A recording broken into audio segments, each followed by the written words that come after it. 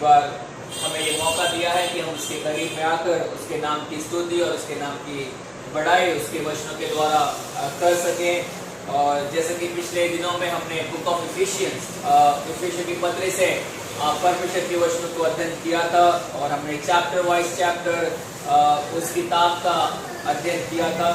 और उसी प्रकार से हम फिलिप की पत्री उसका अध्ययन करने जा रहे हैं और इस किताब से भी हम चैप्टर वाइज चैप्टर और जिस रीति से परमेश्वर हमारी अगुवाई करेगा उस रीति से हम इस किताब का अध्ययन करेंगे। और जैसा कि हमने कहा कि पौलुस ने 4 पत्रिकाएं जो लिखी हैं वो प्रिजन या जेल में से या कैद में से लिखी है। और उन 4 पत्रियों में से इफिशियंस पहली जो पत्री है वो इफिसियों की है, फिर जो दूसरी पत्री है फिलिपियों की पत्री है, और तीसरी जो पत्री है वो कोलोसी की पत्री है, और फिर एक लेटर जो पर्सनल इंडिविजुअल लेटर जो फिलेमोन को लिखा जाता है। तो इन 4 पत्रियों को हम देखते हैं कि ये कैद में से पौलुस के जेल में से लिखी जाने वाली ये 4 पत्रियां हैं। 3 पत्रियां चर्चेस को लिखी जाती हैं और एक पत्री इंडिविजुअल और एक व्यक्ति को लिखी जाती है। और जब हम इस फिलिपियों की पत्री का अध्ययन कर रहे हैं तो हमें पता होना चाहिए कि जब हम इस फिलिपियों की पत्री के अंदर जो चर्च है जो फिलिपाई के अंदर होता है किस प्रकार से उसकी शुरुआत होती है। अगर बुक ऑफ एक्ट्स प्रेरितों के काम अगर आप उसका 16 अध्याय पढ़ेंगे तो हम वहां पर देखते हैं पौलुस लोग जो है वो पौलुस और सिलास ये 2 व्यक्ति सुसमाचार प्रचार के लिए जाते हैं। और पौलुस पहली मिशनरी यात्रा में बरनबास के साथ में जाता है और कई कई जगह पर एशिया माइनर के अंदर वो चर्चेस को एस्टैब्लिश करते हैं। और जब वो दूसरी मिशनरी यात्रा के लिए निकलते हैं तो पौलुस और बरनबास के बीच में कुछ मतभेद होते हैं। तो पौलुस सिलास को लेकर दूसरी मिशनरी यात्रा के लिए निकल जाता है। और जब हम प्रेरितों के काम उसका 16 अध्याय में आते हैं तो पौलुस एशिया माइनर के कुछ इलाकों से होकर जाता है, गलातिया से होकर जाता है और बहुत सारे अलग अलग स्थानों से होकर जाता है। और वो जाते जाते त्रोआस करके नाम के एक स्थान पर आता है। और जब वो त्रोआस में आता है तो वहां पर उसे एक दर्शन मिलता है और दर्शन में एक व्यक्ति है जो पौलुस को बुला रहा है और कहता है कि तुम मकिदुनिया में आओ, अर्थात मैसिडोनिया में आओ। और इस मैसिडोनिया के व्यक्ति के लिए पौलुस बोलता है कि ये परमेश्वर के द्वारा दिया गया दर्शन है। और वो त्रोआस से निकलकर सीधा उस प्रदेश के लिए निकलते हैं। और जब वो मैसिडोनिया में जाते हैं तो सबसे पहले सिटी वहां पर उन्हें मिलती है वो फिलिपाई अर्थात फिलिपी के प्रदेश में जाकर वो वहां पर उतरते हैं। तो बाइबल ये बताती है जब हम प्रेरितों के काम 16 अध्याय को पढ़ते हैं तो वहां पर पौलुस और सिलास फिलिपी में जाते हैं और वहां पर जाकर उन्हें एक लेडी मिलती है जिसका नाम लीडिया होता है और वहां पर उसका उद्धार होता है। फिर बाद में हम देखते हैं एक छोटी लड़की होती है और जो कि स्लेव गर्ल होती है और जो बहुत सारे लोगों को जो फ्यूचर बताने वाली चीजें होती हैं उनसे बहुत सारे जो उसके मालिक थे वो उस लड़की के द्वारा पैसा कमाते थे। और पौलुस और सिलास उस लड़की के लिए उसके अंदर की जो भी भावी कहने वाली आत्मा थी उसको निकालते हैं। वो लड़की चंगी हो जाती है और उसके कारण जो उस लड़की के मालिक होते हैं जो उनके जो जिस लड़की जिसकी दास होती है बाइबल ये बताती है वो सारे मालिक मिलकर पौलुस और सिलास को जेल में डाल देते हैं। और हम यहाँ पर देखते हैं पौलुस और सिलास जेल के अंदर भी आराधना करते हैं और जेलों के सारे द्वार खुल जाते हैं, कैदियों के सारे बंधन खुल जाते हैं। और ऐसे में जेलर सोचता है कि सब लोग भाग चुके हैं और जेलर सोचता है कि मैं अपने आप को खत्म कर दूं, लेकिन पौलुस बोलता है नहीं ऐसा मत कर, सब लोग यहाँ पर ही है। और हम वहां पर देखते हैं जेल में उस जेलर का क्या होता है, उद्धार होता है। तो जब पौलुस फिलिपाई के अंदर आता है तो एक स्त्री है जिसका नाम लीडिया होता है, उसका उद्धार होता है। जेल में एक जेलर का उद्धार होता है, एक छोटी बच्ची के अंदर से दुष्ट आत्माओं को निकाला जाता है। और जब पौलुस को बाद में ये बोलता है कि मैं एक रोमी सिटीजन रखने वाला व्यक्ति हो, एक में रोम की नागरिकता रखने वाला व्यक्ति हो, तो पौलुस को वहां पर से छोड़ दिया जाता है। और जब पौलुस को छोड़ दिया जाता है तो बाइबल ये बताती है वो फिर से आकर लीडिया के घर में आता है और लीडिया के घर में आकर संगति करके भाइयों से मिलकर वो थिस्सलुनीको को निकल जाता है। तो जब हम प्रेरितों के काम उसका 16 अध्याय पढ़ते हैं तो वहां पर हमें ये देखने को मिलता है कि किस प्रकार से इस फिलिपाई के चर्च को एस्टैब्लिश किया जाता है, किस प्रकार से फिलिपाई का चर्च प्लांट किया जाता है। तो बाइबल ये बताती है इस चर्च को पॉल की सेकेंड मिशनरी जर्नी के अंदर प्लान किया जाता है। और जब ये चर्च बढ़ रहा है, ग्रो कर रहा है, बहुत सारी चीजें इस चर्च के अंदर है, और एक ऐसा चर्च था जो पौलुस को हर एक रीति से सहायता करता था, और स्पेशली फाइनेंशियल सपोर्ट पौलुस को इस चर्च से बहुत बार प्रोवाइड की गई थी। और जब इस पत्री को भी लिखा जा रहा है तो बाइबल ये बताती है और हिस्ट्री के अंदर ये पढ़ते हैं, यहाँ पर इस चर्च के अंदर एक व्यक्ति है जिसका नाम एपिफ्राइटस है, और उसको कुछ गिफ्ट लेकर पौलुस के पास भेजा जाता है जो कि जेल में था। और जब ये व्यक्ति पौलुस के पास में जाता है उन गिफ्ट को लेकर, ये व्यक्ति वहां पर बीमार पड़ जाता है, रोगी पड़ जाता है, और फिर बाद में कुछ दिनों के बाद रहकर वो ठीक हो जाता है। और फिर बाद में पौलुस इस पत्री को लिखकर इस एपिफ्राइटस नाम व्यक्ति के हाथ से इस कलीसिया को भेजता है। तो हम इन सारी चीजों को देखते हैं, और जब पौलुस इस किताब को लिख रहा है, इस पत्री को लिख रहा है, पौलुस इन लोगों को एनकरेज करना चाहता है, उत्साहित करने के लिए, उन्हें एडमोनिश करने के लिए इन बातों को लिखता है। अगर हम इस किताब की थीम को या इसका मुख्य विषय देखेंगे तो इस किताब के अंदर हमें एक मुख्य विषय देखने को मिलता है, वो है प्रभु में आनंदित रहो। Be joyful in the Lord और रिजॉइस इन द लॉर्ड। हम इन सारी चीजों को इस किताब के अंदर देखते हैं। तो ये जो चर्च है पौलुस के लिए बहुत ही विशेष चर्च होता है। ये जो चर्च है पौलुस के दिल के बहुत करीब रहने वाला एक चर्च है। पौलुस को हमेशा सपोर्ट करने वाला चर्च है। पौलुस इस चर्च से बहुत ज्यादा प्यार करता था, और ये सारी चीजों को हम इस पत्री के अंदर देखते हैं कि पौलुस किस प्रकार से अपने दिल को इस पत्री के लिए, इस चर्च के लिए वो खोलकर रख देता है, और किस प्रकार से वो अपनी फीलिंग्स, अपनी भावनाओं को इस कलीसिया के प्रति जो उसके अंदर रहती है उसको प्रकट कर रहा है। तो हम जब इस किताब का अध्ययन करने जा रहे हैं तो हमें इन सारी चीजों का पता होना जरूरी है कि किस प्रकार से इस कलीसिया को प्लान किया जाता है, किस प्रकार से इस कलीसिया के लोग पौलुस को हेल्प करते हैं, सपोर्ट करते हैं, और किस प्रकार से पौलुस अपने प्रेम को इस कलीसिया के लिए जाहिर करता है। तो फिलिप्पी की पत्री उसका पहला अध्याय, और आज के मनन के लिए हम पहला अध्याय उसके 3 और 4 वचन को देखेंगे। 3, 4 और में भी 5 वचन को, 6 वचन को हम देखेंगे। तो मैं पढ़ना चाहूंगा फिलिप्पी की पत्री उसका पहला अध्याय उसके पहले वचन से। मसीह यीशु के दास पौलुस और तीमुथियुस की ओर से सब पवित्र लोगों के नाम जो मसीह यीशु में होकर फिलिप्पी में रहते हैं, अध्यक्ष और सेवकों समेत हमारे पिता परमेश्वर और प्रभु यीशु मसीह की ओर से तुम्हें अनुग्रह और शांति मिलती रहे। मैं जब तुम्हें स्मरण करता हूं तब तब अपने परमेश्वर का धन्यवाद करता हूं, और जब कभी तुम सबके लिए विनती करता हूं तो सदा आनंद के साथ विनती करता हूं, इसलिए कि तुम पहले दिन से लेकर आज तक सुसमाचार के फैलाने में मेरे सहभागी रहे हो। मुझे इस बात का भरोसा है कि जिसने तुम में अच्छा काम आरंभ किया है वही उसे यीशु मसीह के दिन तक पूरा करेगा। अब बाइबल ये बताती है, और जब हम इस पत्री को पढ़ रहे हैं तो पौलुस अपनी पत्री को जिस प्रकार से वो हमेशा लिखता है, इन लोगों को ग्रीट कर रहा है, उनका अभिनंदन कर रहा है, और वो इस प्रकार से कहता है, मसीह यीशु के दास पौलुस और तीमुथियुस की ओर से सब पवित्र लोगों के नाम जो यीशु मसीह के अंदर होकर फिलिप्पी में रहते हैं, और केवल मसीह लोगों के लिए नहीं, उस चर्च के खाली बिलीवर्स के लिए नहीं, उस चर्च में जो अध्यक्ष हैं, उस चर्च में जो सेवक हैं, उन सब के लिए इस पत्री को लिखा जाता है। और पौलुस धन्यवाद करता है, हमारे पिता परमेश्वर प्रभु यीशु की ओर से तुम्हें अनुग्रह और शांति मिलती रहे। तो पौलुस एक अभिनंदन के साथ में, ग्रीटिंग के साथ में इस कलीसिया को ये लेटर लिखता है। और जब हम आगे बढ़ते हैं, ये पत्री एक प्रार्थना के साथ शुरू होती है।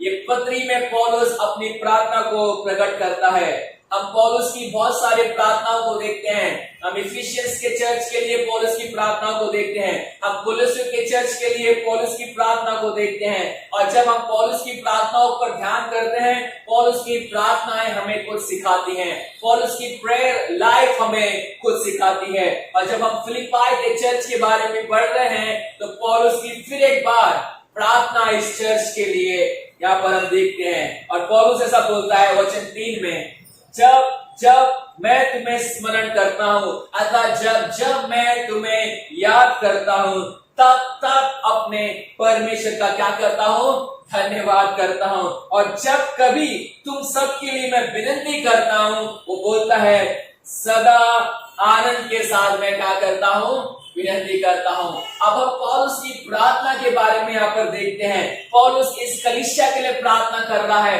पौलुस अपनी प्रार्थना को इस कलीसिया के ऊपर इस प्रकार से प्रकट करता है। और यहाँ पर हम पौलुस की प्रार्थना जो है, हम यहाँ पर पौलुस की प्रार्थना के एटीट्यूड को देखेंगे। अर्थात पौलुस किस प्रकार का एटीट्यूड अपनी प्रार्थना के अंदर रखता है, पौलुस किस प्रकार का स्वभाव अपनी प्रार्थना के अंदर रखता है, पौलुस किस प्रकार का नेचर अपनी प्रार्थना के अंदर रखता है। हम कई बार प्रार्थना करते हैं और कई बार हमारी प्रार्थना के अंदर हमें हमारा एटीट्यूड मालूम पड़ता है।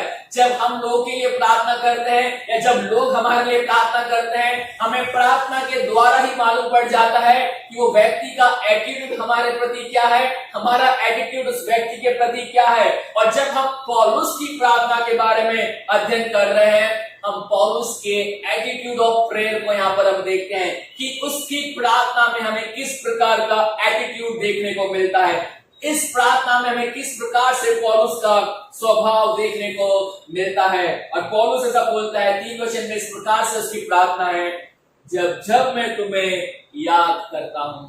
अर्थात वो ऐसा बोलता है, जब कभी मैं तुम्हारे लिए प्रार्थना करता हूं या फिर जब जब मुझे कभी तुम्हारी याद आती है, मैं हर समय तुम्हारे लिए प्रार्थना करता हूं। जब कभी मैं तुम्हारा नाम मेरे माइंड में आता है, जब कभी तुम्हारे काम मेरे माइंड में आते हैं, जब कभी तुमने जो मेरे लिए किया है, जब मैं उन बातों को सोचता हूं, वो बोलता है जब जब मैं इन सारी बातों को याद करता हूं, तुमने जो मेरे लिए किया है, तुमने जो परिश्रम मेरे लिए किया है, तुमने जो गिफ्ट मुझे भेजे हैं, तुमने जो मेरी सहायता की है, तुम जो निरंतर मेरे लिए प्रार्थना करते हो। पौलुस बोलता है जब जब मैं तुम्हें याद करता हूं, तब तब अपने परमेश्वर का क्या करता हूं, धन्यवाद करता हूं। अब बाइबल ये बताती है, और जब हम पौलुस के एटीट्यूड को देख रहे हैं कि उसकी प्रार्थना का एटीट्यूड किस प्रकार का होता है, तो पहली बात हम यहाँ पर देखते हैं वो है उसका जो एटीट्यूड प्रार्थना में होता है वो है thankful heart. The first attitude that we find in Paul's prayer, it is the thankful heart. और पौलुस की प्रार्थना के अंदर जो पहला एटीट्यूड हम यहाँ पर देखते हैं, हम देखते हैं पौलुस का हृदय एक धन्यवादी हृदय होता है। पौलुस का जो मन होता है वो एक धन्यवादी मन होता है। और पौलुस बोलता है कि जब जब मैं तुम्हें याद करता हूं, तब तब मैं अपने परमेश्वर का क्या करता हूं, धन्यवाद करता हूं। अब बाइबल ये बताती है पौलुस इस कलीसिया के लिए निरंतर धन्यवाद करता था। पौलुस इस कलीसिया के लोगों के लिए निरंतर धन्यवाद करता था। पौलुस इस कलीसिया के द्वारा दी गई हेल्प, सहायता के लिए निरंतर वो धन्यवाद करता है। केवल इतना ही नहीं, पौलुस इस कलीसिया के विश्वास के लिए निरंतर हमेशा धन्यवाद करता है। इस कलीसिया का जो प्रेम था, आपसी प्रेम, एक दूसरे के प्रति जो प्रेम था, मसीह के प्रति जो प्रेम था, पौलुस के प्रति जो प्रेम था, पौलुस उन सारी चीजों को याद करता है कि तुम किस प्रकार से मसीह से प्रेम करते हो, तुम किस प्रकार से आपस में प्रेम रखते हो, तुम किस प्रकार से मुझसे प्रेम रखते हो। और पौलुस उन सारी चीजों को याद करता है और बोलता है कि मैं जब जब तुम्हें याद करता हूं, मैं परमेश्वर का क्या करता हूं, धन्यवाद करता हूं। तो पहली बात जब हम यहाँ पर देख रहे हैं पौलुस की प्रार्थना के अंदर, वो ये देखते हैं पौलुस अपनी प्रार्थना के अंदर धन्यवादी है। पौलुस इन लोगों के लिए जब प्रार्थना कर रहा है, वो एक धन्यवाद के साथ में प्रार्थना कर रहा है। ध्यान से सुनिए, ये कोई परफेक्ट चर्च नहीं था जिसके लिए पौलुस क्या करे, धन्यवाद करे। हम देखते हैं पौलुस जब जब कोई पत्री लिख रहा है, किसी ना किसी चर्च में किसी ना किसी प्रकार की कोई प्रॉब्लम है, और जो भी कलीसियाओं के लिए जो पत्रियां लिखी गई हैं, वो किसी ना किसी प्रॉब्लम को एड्रेस करने के लिए वो पत्रियां लिखी गई है। किसी में यीशु मसीह के बारे में रॉन्ग टीचिंग है, किसी कलीसिया में पवित्र आत्मा के बारे में गलत शिक्षा है, किसी कलीसिया में दानों के प्रति गलत शिक्षा है, किसी कलीसिया में एक दूसरे के प्रति सब ठीक नहीं है। तो हर एक पत्री को जब लिखा गया है, उन पत्री के अंदर किसी ना किसी प्रकार की प्रॉब्लम को फेस करते हैं, देखते हैं। और जब पौलुस भी इस पत्री को लिख रहा है या फिर इस कलीसिया को लिख रहा है, हमें इस बात का पता होना चाहिए कि ये कलीसिया भी परफेक्ट कलीसिया नहीं है। There is no church which is perfect। ऐसी कोई भी कलीसिया नहीं है जो परफेक्ट हो। और इस कलीसिया के अंदर भी पौलुस बहुत सारी बातों को बोलता है, या फिर इस कलीसिया के लोगों को चेतावनी देता है, वार्न करता है। अगर आप 3रा अध्याय पढ़ेंगे तो वहां पर ऐसा बोलता है 2 वचन में, कुत्तों से चौकस रहो, उन बुरे काम करने वालों से चौकस रहो, उन काट कूट करने वालों से चौकस रहो, क्योंकि खतना वाले तो हम ही में से हैं, जो परमेश्वर की आत्मा की अगुवाई से उपासना करते हैं, मसीह यीशु पर घमंड करते हैं, शरीर पर भरोसा नहीं रखते। अब पौलुस बोलता है तुम्हें कुत्तों से सावधान रहने की जरूरत है, तुम्हें ऐसे लोगों से सावधान रहने की जरूरत है जो काट कूट करते हैं। वो ऐसा बोलता है 3 अध्याय उसके 17 वचन में, 17-18 वचन में, क्योंकि बहुत से ऐसी चाल चलते हैं जिनकी चर्चा मैं तुमसे बार बार की है, और अब भी मैं रो रो कर कहता हूं, वे अपनी चाल चलन से मसीह के क्रूस के बहरी है। पौलुस बोलता है कलीसिया में ऐसे बहुत सारे लोग हैं जो यीशु मसीह के क्रूस के बैरी हैं, अर्थात उन्हें जिस प्रकार से चलना चाहिए वो उस प्रकार से नहीं चलते हैं, वो मसीह के क्रॉस के अगेंस्ट चलते हैं। जो सुसमाचार उन्होंने सुना है वो उसके अगेंस्ट में चलते हैं, जो उद्धार उन्होंने पाया है वो उसके विरोध में चलते हैं। वो मसीह की चाल नहीं चलते, लेकिन वो मसीह के विरोध में चाल चलते हैं। 19 वचन में वैसा कहता है, उनका अंत विनाश है, उनका ईश्वर पेट है, और वो अपनी लज्जा की बातों पर घमंड करते और पृथ्वी की सब वस्तु पर क्या लगा कर रखते हैं, मन लगा कर रखते हैं। वो ऐसा बोलता है कि कलीसिया में ऐसे लोग हैं जो शारीरिक हैं, कलीसिया में ऐसे लोग हैं जो केवल अपने बारे में सोचते हैं, कलीसिया में ऐसे लोग हैं जो केवल अपनी पेट की पूजा करने वाले लोग हैं, कलीसिया में ऐसे लोग हैं जो पृथ्वी पर मन लगाने वाले लोग हैं, कलीसिया के अंदर ऐसे लोग हैं जो मसीह की चाल नहीं चलते, लेकिन मसीह के विरोध में जाकर उसके क्रूस के बैरी बनकर उस प्रकार की चाल वो चलते हैं। और बाइबल से बताती है इस कलीसिया के अंदर 2 लेडीज होती हैं, इस कलीसिया के अंदर 2 स्त्रियां होती हैं, और उनके बीच में किसी प्रकार की फाइट, लड़ाई होती है। और पौलुस बोलता है 4 अध्याय के 2 वचन में, मैं यहूदियों को भी समझाता हूं और मैं सुन्तुके को भी समझाता हूं कि वो प्रभु में क्या रहे, एक मन रहे। तो जब हम इस कलीसिया के बारे में पढ़ रहे हैं तो मैंने जैसा कहा आपको, कोई भी कलीसिया परफेक्ट नहीं है, और इस कलीसिया के अंदर भी हम देखते हैं लोग मसीह की सी चाल नहीं चल रहे हैं। बहुत सारे फॉल्स टीचर्स हैं जो अलग अलग प्रकार की शिक्षाओं को लेकर आते हैं, और पौलुस बोलता है इस कलीसिया को इन फॉल्स टीचर से सावधान रहो। और पौलुस इन फॉल्स टीचर को क्या बोलता है, कुत्तों से सावधान रहो, काट कूट करने वाले से सावधान रहो। वो ऐसा बोलता है कि उन बुरे काम करने वालों से सावधान रहो, चौकस रहो। ये जो फॉल्स टीचर है ये आपको बोलेंगे कि ये अच्छा करो, ये करो, वो करो, लेकिन वो खुद काम करते नहीं है। खुद कैसे काम करते हैं, बुरे काम करते हैं। खुद क्या करते हैं, कानाफूसी करते हैं। खुद क्या करते हैं, काट कूट करते हैं। बाइबल ये बताती है, परमेश्वर के वचन में हम ये पढ़ते हैं, ये कलीसिया को जो लेटर लिखा जा रहा है, पौलुस बहुत सारी नेगेटिव चीज है जिनके बारे में वो ज्यादा डिस्कस नहीं करता, लेकिन वो पॉजिटिव रीति से बहुत ज्यादा इस कलीसिया को उत्साहित करता है। पॉजिटिवली वो बहुत सारी चीजों को इस कलीसिया को कहता है, और उसका जो फोकस होता है इस कलीसिया को लेटर लिखने का वो यही होता है कि वो एक प्रेम में बढ़ते जाएं, वो मसीह प्रेम में उन्नति करते जाएं, और जो यूनिटी उनके अंदर होनी चाहिए वो यूनिटी के अंदर वो बढ़ते जाएं। और पौलुस यहाँ पर बोलता है, जब वो इस कलीसिया के लिए प्रार्थना कर रहा है कि जब जब मैं तुम्हें याद करता हूं तब तब मैं अपने परमेश्वर का क्या करता हूं, धन्यवाद करता हूं। हम पौलुस की प्रार्थना में एक एटीट्यूड को देखते हैं, और वो एटीट्यूड एक बहुत ही सिंपल एटीट्यूड है। और हम देखते हैं पौलुस अपनी प्रार्थना में इस कलीसिया के लिए क्या कर रहा है, परमेश्वर का धन्यवाद कर रहा है, वो परमेश्वर की स्तुति कर रहा है, वो परमेश्वर को बढ़ाई दे रहा है, और वो एक थैंक्स गिविंग को दे रहा है कि मैं परमेश्वर सचमुच इस कलीसिया के लिए तो धन्यवाद करता हूँ, परमेश्वर मैं इन लोगों के लिए तो धन्यवाद करता हूँ, परमेश्वर मैं इन बिलीवर्स के लिए तो धन्यवाद करता हूँ, परमेश्वर जो सहायता इन्होंने मुझे दी है मैं उसके लिए तो धन्यवाद करता हूँ। और आगे वो ऐसा बोलता है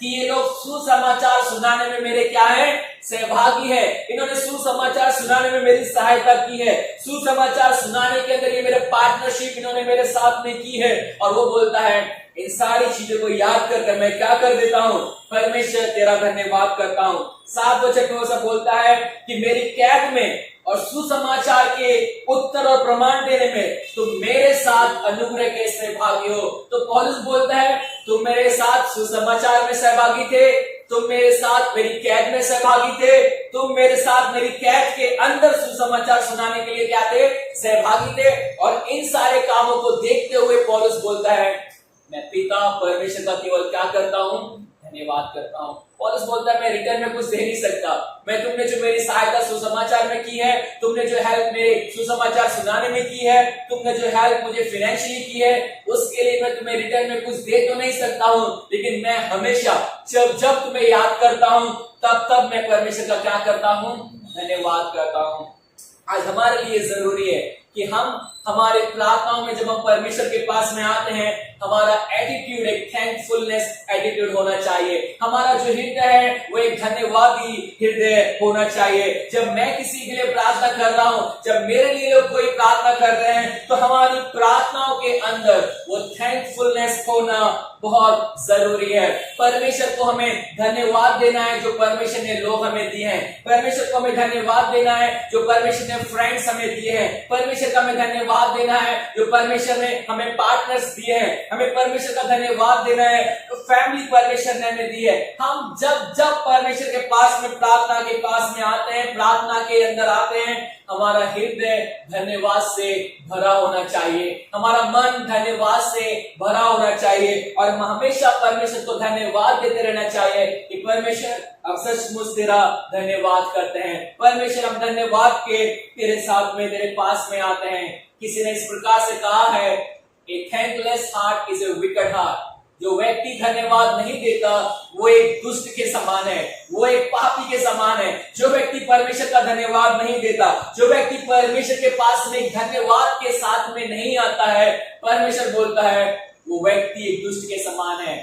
हम एक व्यक्ति के बारे में पढ़ते हैं, हम एग्जाम्पल पढ़ते हैं, बहुत सारे लोगों ने परमेश्वर को धन्यवाद नहीं दिया, बहुत सारे लोगों ने जो महिमा परमेश्वर को देनी चाहिए वो परमेश्वर को नहीं दी। और हम बाइबल के अंदर देखते हैं तुरंत ऑन द स्पॉट उनके ऊपर एक जजमेंट आता है, ऑन द स्पॉट उनके ऊपर एक पनिशमेंट आती है। हम पुराने नियम में पढ़ते हैं नबूकदनेस्सर के बारे में, और बाइबल ये बताती है नबूकदनेस्सर अपने महल में ऊपर घूमता है और वो अपने सारे देश को देखता है और सारे देश को देखकर वो बोलता है क्या ये देश मैंने नहीं बनाया, क्या ये मेरी ताकत से, मेरी बुद्धि से मैंने इसको स्टैब्लिश नहीं किया। नबूकदनेस्सर अपने मन में घमंड कर ये सोचता है कि ये सारा बेबीलोन किंगडम ये किसने बनाया है, मैंने बनाया है। और बाइबल ऐसा बताती है वो अपने मन में सोच ही रहा था कि परमेश्वर का वचन उसके पास में आता है, और बाइबल ऐसा बताती है ऑन द स्पॉट वो अपने महल से, अपने नगर से, अपने किंगडम से, अपने राज से बाहर निकाला जाता है। और कितने साल के लिए पता है? 7 सालों के लिए। वो कहां पर रहता है? जंगल में रहता है। किसे रहता है? जानवर के समान। क्या खाता है? घास फूस खाता है। बाइबल ये बताती है वो व्यक्ति परमेश्वर को धन्यवाद नहीं देता कि ये परमेश्वर की सहायता से मुझे मिला है, ये बेबीलोनियन किंगडम मुझे परमेश्वर ने दिया है, लेकिन वो अपने ऊपर घमंड करता है, धन्यवाद ही नहीं होता है। और बाइबल ऐसा बताती है परमेश्वर का जजमेंट उसके ऊपर आता है और वो ऑन द स्पॉट 7 साल एक जानवर के समान जंगल में जीवन जीता है।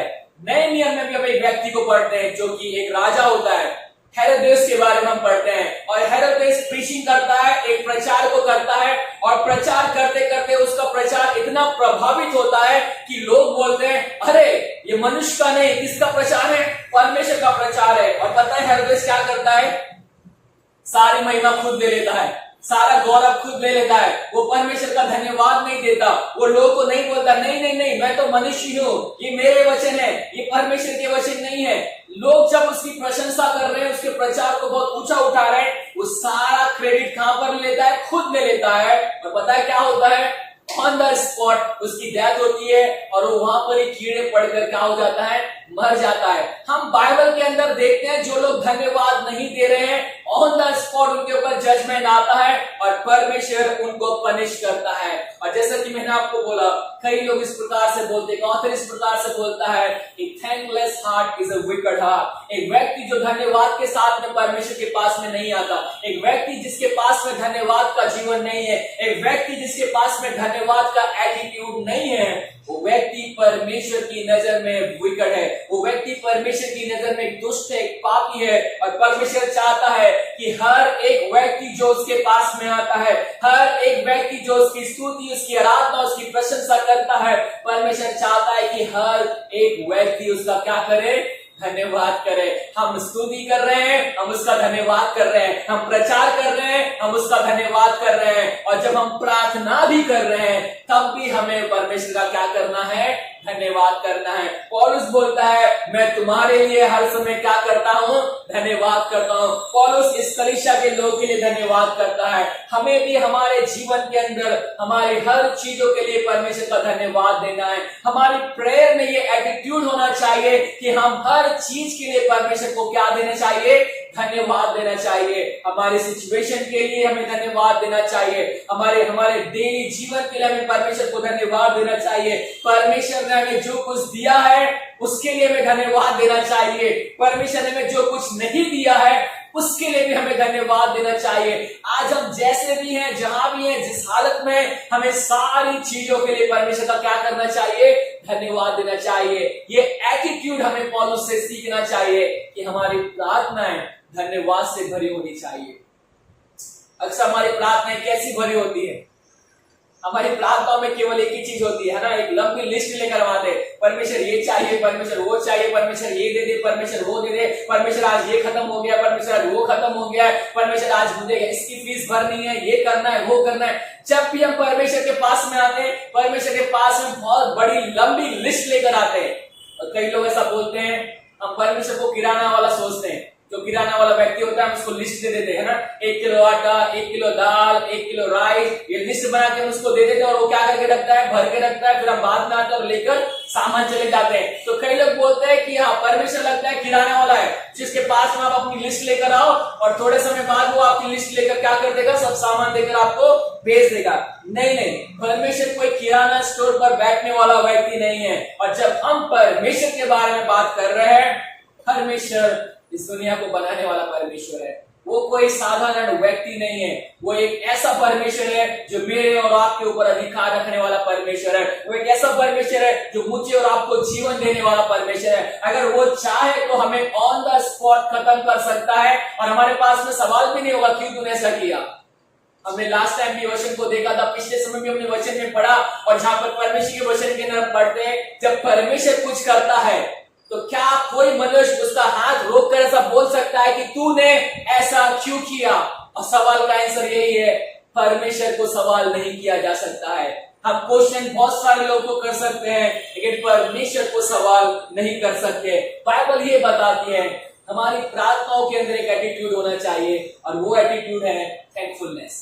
एक धन्यवाद हमारी प्रार्थनाओं के अंदर होना बहुत जरूरी है। और पौलुस बोलता है, मैं जब जो तुम्हें याद करता हूं, मैं तब तब तुम्हें परमेश्वर का तुम्हारे लिए क्या करता हूं, धन्यवाद करता हूं। इस कलीसिया के लोग परफेक्ट नहीं थे, ये कलीसिया परफेक्ट नहीं थी। इस कलीसिया के अंदर बहुत सारे ऐसी बातें थी जो सच में मसीह के सुसमाचार के अनुसार नहीं थी। अर्थात बहुत सारे लोग थे जो अच्छा जीवन जी रहे थे, बहुत सारे लोग थे जो अच्छा जीवन नहीं जी रहे थे, बहुत सारे लोग एक मन होकर रह रहे थे, बहुत सारे लोग एक मन होकर नहीं रह रहे थे। लेकिन फिर भी पौलुस बोलता है, मैं मसीह के लिए तुम्हारा क्या करता हूं, मैं परमेश्वर में तुम्हारा क्या करता हूं, धन्यवाद करता हूं। जब जब मैं तुम्हें याद करता हूं, मैं परमेश्वर का तुम्हारा धन्यवाद करता हूं। हम रोमी की पत्री में भी इस प्रकार से पढ़ते हैं, और रोमी की पत्री में भी पौलुस ऐसा बोलता है कि परमेश्वर के अनदेखे गुण जो कि सृष्टि के आरंभ से क्या है, प्रकट है, और परमेश्वर ने उन गुणों को क्या किया है,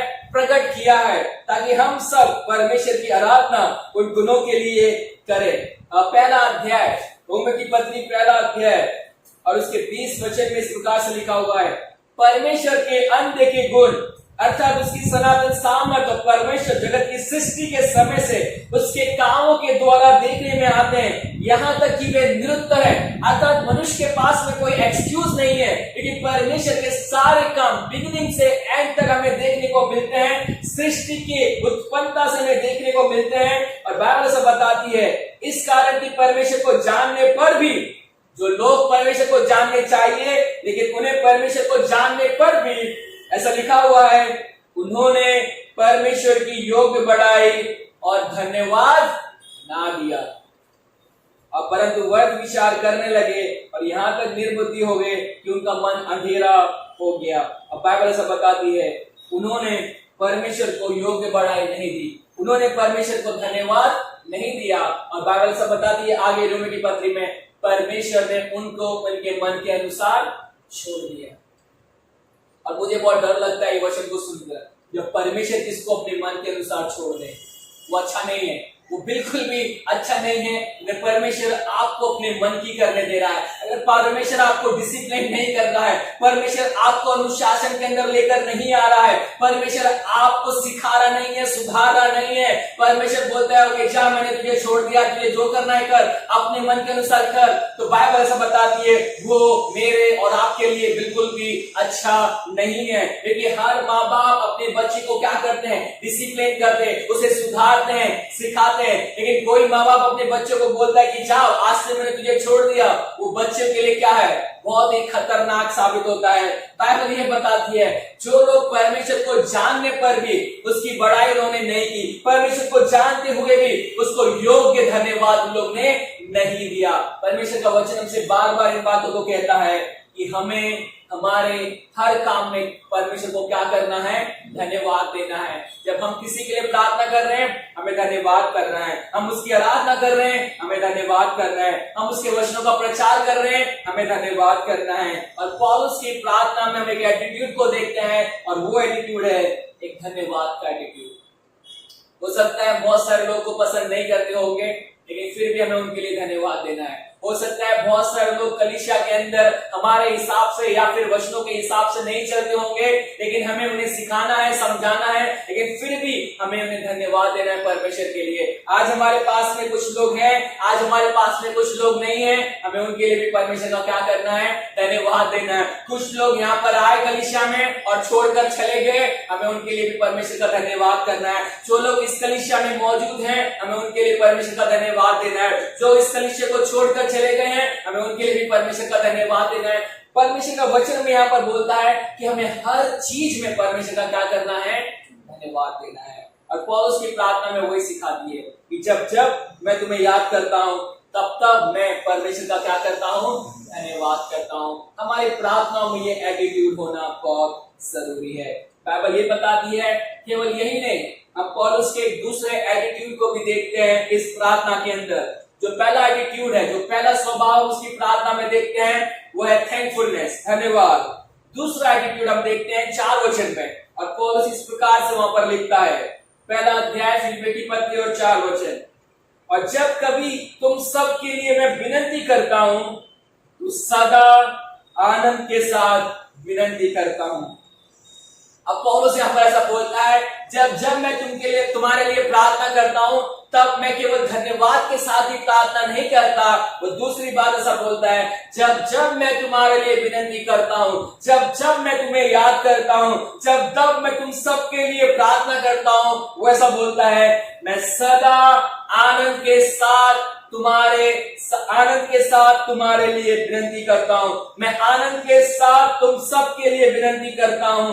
जब मैं तुम्हें प्रार्थना में याद करता हूं, मेरा दिल आनंद से भर जाता है, मेरा हृदय आनंद से भर जाता है, और मैं आनंद के साथ मैं तुम्हारे नाम को याद कर कर तुम्हारे लिए प्रार्थना करता हूं। अब पौलुस हमें बताता है यहाँ पर कि हमारी प्रार्थनाओं में किस प्रकार का एटीट्यूड हमें होना चाहिए, और वो पहली बात बोलता है, हमारी प्रार्थनाओं में धन्यवाद होना बहुत जरूरी है। और दूसरी बात वो ऐसा बोलता है, हमारी प्रार्थना में एक जॉयफुल हार्ट होना बहुत जरूरी है, एक आनंदित हृदय होना बहुत जरूरी है। So we must have a thankful heart in our prayer, and Paul says now we must have a joyful heart in our prayers. हमारी प्रार्थनाओं में एक धन्यवादी हृदय होना चाहिए। और दूसरी बात वो ऐसा बोलता है, हमारी प्रार्थनाओं में एक आनंदित हृदय होना बहुत जरूरी है। पौलुस बोलता है कि जब जब मैं तुम्हारे लिए प्रार्थना करता हूं, जब कभी मैं तुम्हें याद करता हूं,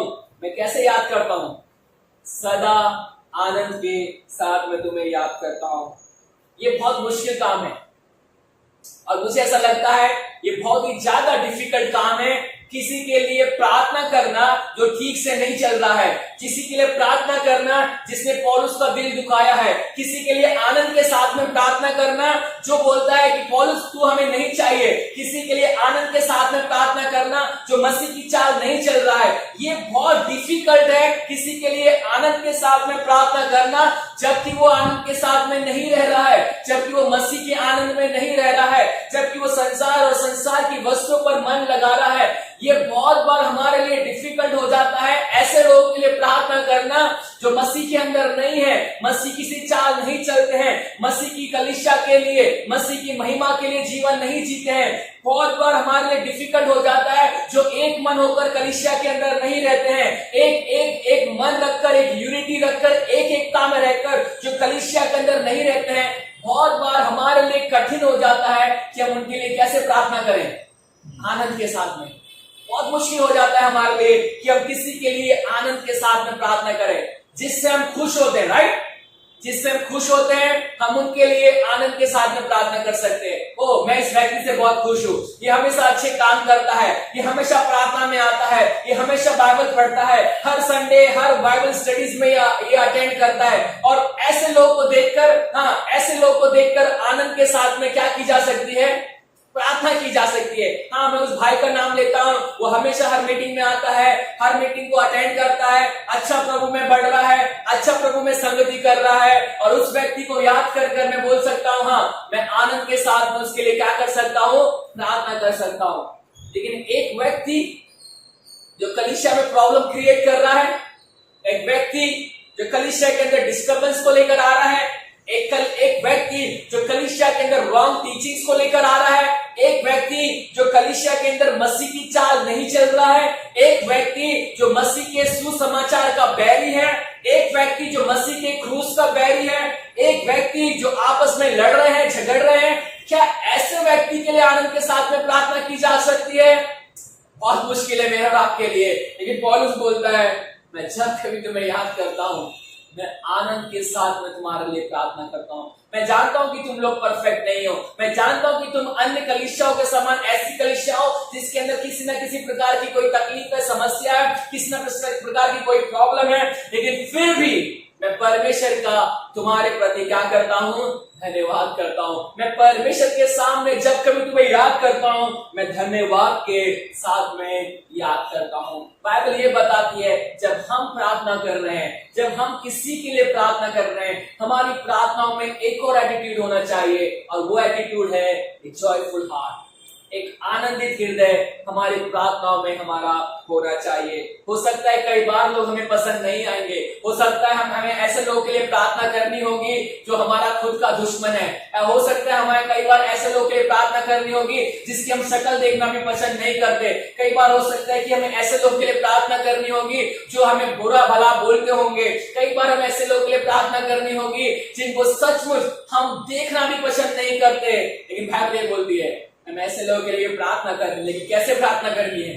आनंद के साथ, आनंद के साथ हमें प्रार्थना करनी है। और हमारा आनंद उस व्यक्ति में ना हो, लेकिन हमारा आनंद प्रभु के अंदर रहते हुए उस व्यक्ति के लिए प्रार्थना करनी है। हो सकता है वो व्यक्ति अभी गलत हो सकता है वो व्यक्ति अभी सही मार्ग पर ना हो, लेकिन हमें फिर भी आनंद के साथ उस व्यक्ति के लिए प्रार्थना करनी है। अपने मन में आनंदित होकर उस व्यक्ति के लिए प्रार्थना करनी है कि परमेश्वर इसको भी एक दिन सही मार्ग पर लेकर आएगा, परमेश्वर इन्हें भी एक दिन सही बातों पर चलाएगा, परमेश्वर इनकी भी अगुवाई करेगा कि एक दिन अपने इच्छा अनुसार नहीं, लेकिन परमेश्वर की इच्छा के अनुसार चलेंगे। वो आनंद हमारे अंदर होना बहुत जरूरी है, वो जॉय हमारे अंदर होना बहुत जरूरी है। पौलुस बोलता है, दाऊद राजा के वचन में हम पढ़ते हैं, दाऊद राजा जब अपने पश्चाताप को करता है ना, 2 साम लिखे उसने अपने पश्चाताप के बारे में, साम 32 और साम 51। और हम बाइबल में पढ़ते हैं वचनों के अंदर, साम के अंदर दाऊद राजा बोलता है कि पाप की वजह से जो मेरा आनंद है वो क्या हो चुका है, चला गया है। मेरे हृदय आनंदित नहीं है, मेरे अंदर वो जॉय नहीं है, मेरे अंदर वो पीस नहीं है। और पौलुस ऐसा बोलता है, हम परमेश्वर का धन्यवाद करते हैं कि उसने जो उद्धार हमें दिया है वो उद्धार के अंदर हमें एक आनंद होता है, वो क्षमा के अंदर हमें एक आनंद होता है, वो शांति के अंदर हमें एक आनंद होता है। जो शांति परमेश्वर और मेरे बीच में, जो शांति जो मेल मिलाप मेरा और परमेश्वर के साथ में, पौलुस बोलता है उस मेल मिलाप के अंदर आनंद है। एक वो उद्धार के अंदर एक आनंद है, वो शांति के अंदर एक आनंद है, और उस आनंद के साथ में हम दूसरों के लिए आनंद करते हैं। उस आनंद के साथ में हम दूसरों के साथ में क्या होते हैं? आनंदित होते हैं। और पौलुस बोलता है हमारी प्रार्थनाएं धन्यवाद से भरी होनी चाहिए। हमारी प्रार्थनाएं केवल धन्यवाद से नहीं, हमारी प्रार्थनाएं आनंद से भरी होनी चाहिए। आज मैं और आप इस संसार में रहते हुए हम जानते हैं बहुत सारी प्रार्थनाएं करते हैं, और इवन मैं ऐसा कहूंगा हमारा जो क्रिश्चियन लाइफ है वो पूरी रीति से प्रार्थनाओं से भरा हुआ जीवन है। हम सुबह उठते हैं, प्रार्थना करते हैं, हम नाश्ता करते हैं, प्रार्थना करते हैं, हम खाना खाते हैं, प्रार्थना करते हैं, हम फिर डिनर करते हैं, प्रार्थना करते हैं, फिर हम सोने से पहले प्रार्थना करते हैं, बाहर भी काम के लिए जाते हैं, प्रार्थना करते हैं। अगर मैं हमारे क्रिश्चियन लाइफ की बात करो तो उठते बैठते चलते फिरते खाते पीते हर समय हम लोग क्या करते हैं? प्रार्थना करते हैं। लेकिन कई बार ये प्रार्थनाएं जस्ट क्या होती है? फॉर्मल प्रेयर्स होती हैं। कई बार इन प्रार्थना में कोई मतलब नहीं होता, कई बार इन प्रार्थना में कोई मीनिंग नहीं होती, कई बार इन प्रार्थनाओं में सीरियसनेस नहीं होती, कई बार इन प्रार्थनाओं के अंदर गंभीरता को नहीं देखते। केवल हम प्रार्थना करने के लिए प्रार्थना करते हैं, केवल हम अपनी सेफ्टी के लिए प्रार्थना करते हैं, केवल हमें कुछ मिला है इसलिए हम प्रार्थना करते हैं। हमारी प्रार्थना में धन्यवाद जैसा सच में जैसा होना चाहिए वैसा हमेशा होता नहीं है। और पौलुस ऐसा बोलता है नहीं, जब हम प्रार्थना कर रहे हैं हमारी प्रार्थना धन्यवाद से भरी होनी चाहिए। उन सारी चीजों के लिए जो उसने हमें दी है, उन सारी चीजों के लिए जो उसने हमें नहीं दी है। और इसलिए अय्यूब बोलता है जिसने दिया उसने लिया, उसका नाम धन्य है। जो परमेश्वर देता है उसके लिए धन्यवाद, जो परमेश्वर लेता है उसके लिए धन्यवाद। अक्सर हमारा धन्यवाद किस लिए होगा?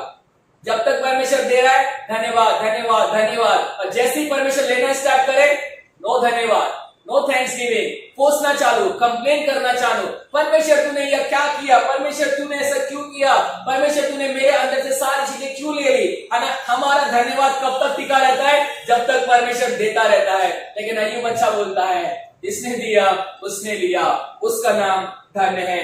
आज हमारी प्रार्थनाएं भी ऐसी होनी चाहिए, हमें कुछ मिले या ना मिले हमारी प्रार्थनाओं में धन्यवाद होना बहुत जरूरी है। परमेश्वर दे या ना दे हमारी प्रार्थनाओं में धन्यवाद होना बहुत जरूरी है। परमेश्वर हमारी प्रार्थना सुने या ना सुने हमारी प्रार्थनाओं में धन्यवाद होना चाहिए। परमेश्वर हमारी प्रार्थनाओं को यस बोले या नो बोले हमारी प्रार्थनाओं में धन्यवाद होना बहुत जरूरी है। बाइबल ये बताती है हमारी प्रार्थनाएं धन्यवाद से भरी होनी चाहिए। हमारी प्रार्थनाओं के अंदर हम निरंतर धन्यवाद देना जरूरी है। और दूसरी बात हमें जो देखी है वो ये है, पौलुस की जो प्रार्थना है उसका एटीट्यूड जो उसकी प्रार्थना में देखने को मिलता है वो ये है कि हमारी प्रार्थनाएं आनंद से भरी होनी चाहिए। और वो आनंद केवल हमें किस में मिलता है? परमेश्वर के अंदर है। और वो केवल परमेश्वर से हमें मिलता ही नहीं, वो आनंद परमेश्वर ने हमारे अंदर डाला है जिससे हम सारी चीजों में क्या रहे? आनंदित रहे। इसी का अगर हम पढ़ेंगे तो पौलुस बोलता है 3 अध्याय राइट, पौलुस 3 अध्याय में ऐसा कहता है इस कलीसिया को उत्साहित करने के लिए, इस कलीसिया को एनकरेज करने के लिए ऐसा कहता है 3 अध्याय के पहले वचन में, इसलिए हे मेरे प्रिय भाइयों प्रभु में आनंदित रहो। और वो सब बोलता है मुझे बार बार लिखने में कोई भी कष्ट नहीं हो रहा है। अब मैं आपको बता दूं पहले की लिखाई आज के जैसे नहीं थी। पहले का लिखना थोड़ा डिफिकल्ट था, पहले के टाइम पे लिखना इतना आसान नहीं था। लेकिन पौलुस बोलता है फिर भी मैं बार बार लिख रहा हूं लेकिन मुझे कुछ भी प्रॉब्लम नहीं है, मुझे कुछ कष्ट नहीं है। मैं बार बार तुम्हें इस बात को याद दिलाना चाहता हूं, मैं बार बार तुम्हें इस बात को बताना चाहता हूं कि तुम प्रभु में क्या रहो? आनंदित रहो। तुम प्रभु के अंदर आनंद को मनाते रहो। और पौलुस बार बार इस बात को इस कलीसिया को लिखता है 4 अध्याय और 4 वचन में वो फिर से बोलता है प्रभु में सदा क्या रहो? आनंदित रहो। और वह सब बोलता है मैं फिर कहता हूं तुम क्या रहो? आनंदित रहो। अर्थात पौलुस जोर देकर इस बात को बोलता है। और जो वर्ड आनंद है, जो वर्ड जॉय है इस किताब के अंदर वो कम से कम 10 से ज्यादा बार यूज किया गया है। अर्थात पॉल उस बात को बहुत ही ज्यादा एम्फसाइज करने के लिए कहता है, उस बात को बहुत ज्यादा जोर देते हुए कहता है कि मसीह जीवन एक प्रभु में आनंद करने वाला जीवन है। मसीह जीवन परमेश्वर के अंदर आनंदित रहने वाला जीवन है। तकलीफें आएंगी, समस्याएं आएंगी, कलीसिया के अंदर प्रॉब्लम होंगी, कलीसिया के अंदर प्रॉब्लमेटिक लोग आएंगे, कलीसिया के अंदर बहुत सारा डिस्टर्बेंस आएगा, लेकिन कलीसिया को परमेश्वर के अंदर आनंदित रहना बहुत जरूरी है। और पौलुस उन्हें सजेशन नहीं दे रहा है, पौलुस केवल उन्हें एनकरेज करने के लिए नहीं कह रहा है, पौलुस कमांड कर रहा है, उन्हें आज्ञा दे रहा है, प्रभु में सदा आनंदित रहो। मैं फिर कहता हूं, प्रभु में सदा आनंदित रहो। पौलुस बार बार इस कलीसिया को ये बोलता है, तुम्हारा आनंद प्रभु में है।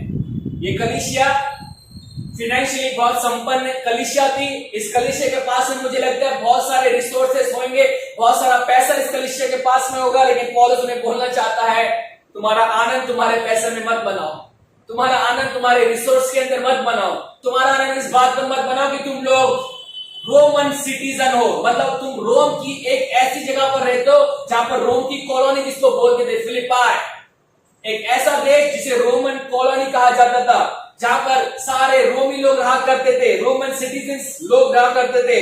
पौलुस बोलता है, तुम उस बात पर घमंड मत करो, तुम उस बात के अंदर आनंद मत बनाओ कि तुम्हारे पास में रोमन सिटीजनशिप है, तुम उस बात के अंदर आनंद मत बनाओ कि तुम्हारे पास में बहुत ज्यादा फाइनेंस है। पौलुस बोलता है, तुम्हारा आनंद प्रभु के अंदर है। और सच में हमारा सच्चा आनंद केवल किसके अंदर है? प्रभु के अंदर है। और वो बोलता है, प्रभु में सदा आनंदित रहो।